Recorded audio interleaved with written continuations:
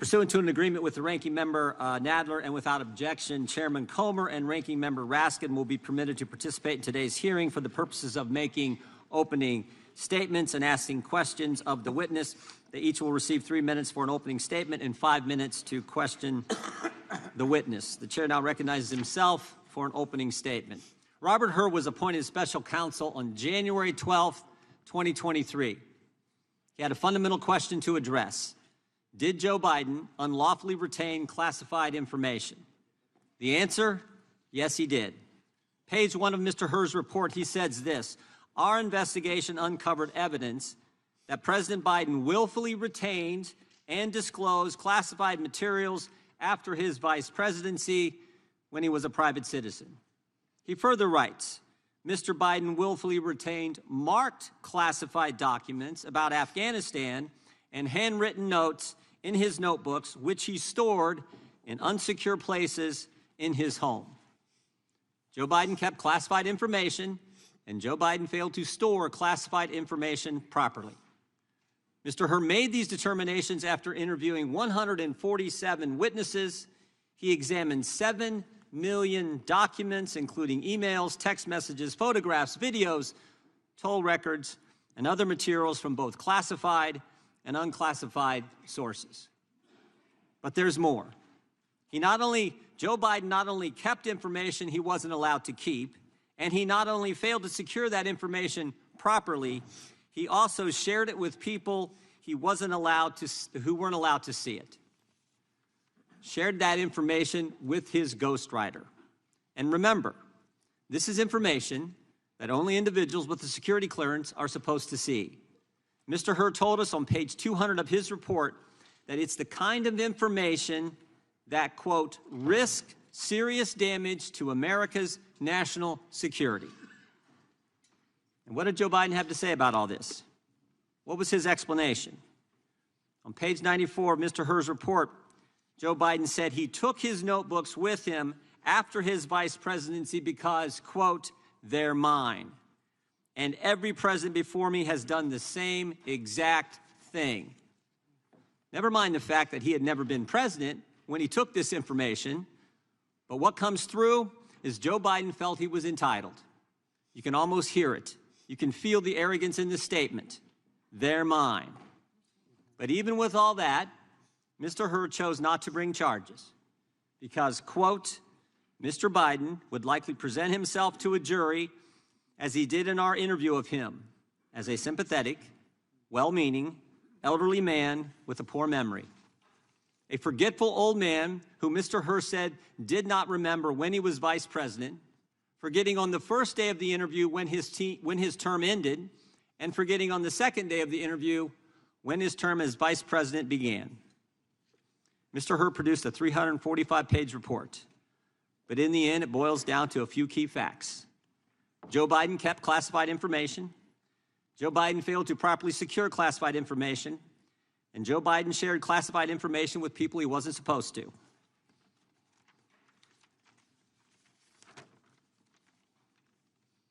Joe Biden broke the law.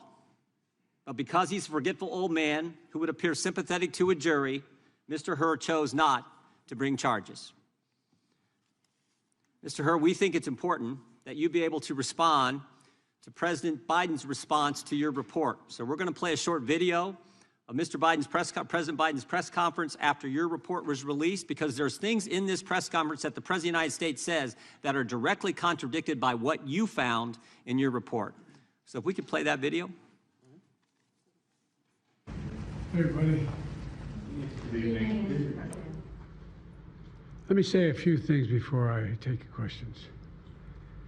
As you know, the special counsel released his findings today about their look into my handling of classified documents. President Biden, something the special counsel said in his report is that one of the reasons you were not charged is because, in his description, you are a well-meaning elderly man with a poor memory. I'm well-meaning, and I'm an elderly man, and I know what the hell I'm doing. I've been president, and I put this country back on its feet.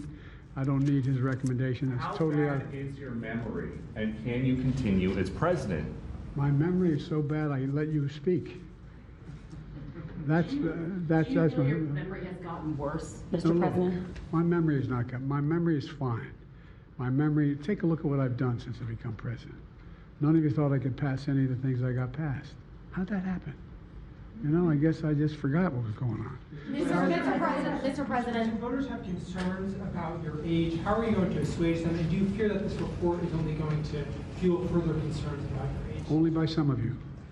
Mr. President, for criminal liability today, but do you take responsibility for at least being careless with classified material? I take responsibility for not having seen exactly what my staff was doing. It goes in and points out things that appeared in my garage, things that came out of my home, things that were moved not by me, but my staff.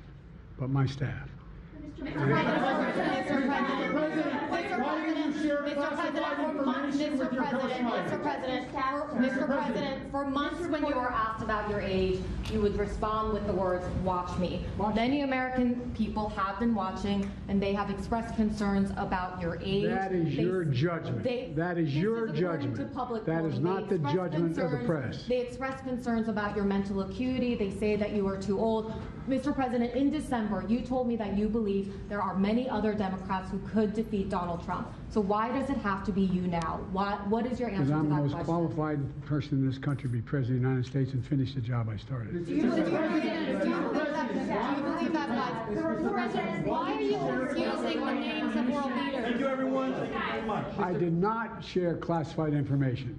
I did not share it. With your ghostwriter. With my ghostwriter, I did not. Guarantee you did not. But the special counsel said in the no, report they that he did not say that. Okay. He did not say that. But Mr. President, Let me answer your question. The fact of the matter is, what I didn't want repeated, I didn't want him to know, and I didn't read it to him, was I had written a long memorandum to President Obama why we should not be in Afghanistan. And I was multiple pages. And so what I was referring to, I said classified. I should have said it should be private because it was a contact between the president and the vice president as to what was going on. That's what he was referring to. It was not classified information in that document. That was not classified.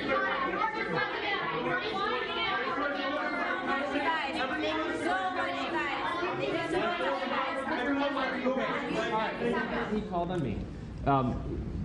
When you look back at this incident, is there anything you would do differently now? And do you think that a special prosecutor should have been appointed in the first place in both of these cases? First of all, what I would have done is oversee the transfer of the material that was in my office, in my offices. I should have done that. If I go back, I didn't have the responsibility to do that. That was my staff was supposed to do that, and they referenced that in the report. And my staff did not do it in the way that, for example, I didn't know how half the boxes got in my garage until I found out staff gathered them up, put them together, and took them to the garage in my home. And all the stuff that was in my home was in filing cabinets that were either locked or able to be locked. It was in my house. It wasn't out in, like in Mar-a-Lago, in a public place where, and none of it was high classified. Didn't have any of that red stuff on it. You know what I mean, around the corners? None of that. And so I wish I had paid more attention to how the documents were being moved and where. I thought they were being moved to the archives. I thought all of it was being moved. That's what I thought. Now, what was the last part of your question? Whether a special counsel should have been appointed in this case and in the case of your rival president, former president. I think a special counsel should have been appointed. And the reason I think a special counsel should have been appointed is because I did not want to be in a position that they looked at Trump and weren't going to look at me, just like they looked at the vice president. And the fact is they made a firm conclusion. I did not break the law, period. Thank you all very, very much.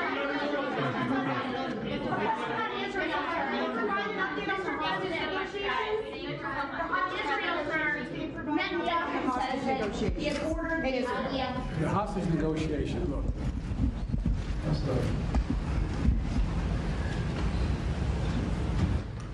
I'm of the view, as you know, that the conduct of the response in the Gaza Strip has been over the top. I think that, as you know, initially, the president of Mexico, Sisi, did not want to open up the gate to allow humanitarian material to get in. I talked to him. I convinced him to open the gate. Let them make them part of the Middle East and recognize them fully in return for certain things that the United States would commit to do. And the commitment that we were proposing to do related to two items. I'm not going to go in detail, but one of them was to deal with the protection against their arch enemy to the northwest, northeast, I should say. The second one, by providing ammunition and material for them to defend themselves. Coincidentally, that's the time frame when this broke out. I have no proof what I'm about to say, but it's not unreasonable to suspect that the Hamas understood what was about to take place and wanted to break it up before it happened. Thank you, everybody. We're going to need everybody to hold for a moment. Chair now recognizes the ranking member, Mr. Nadler, for an opening statement.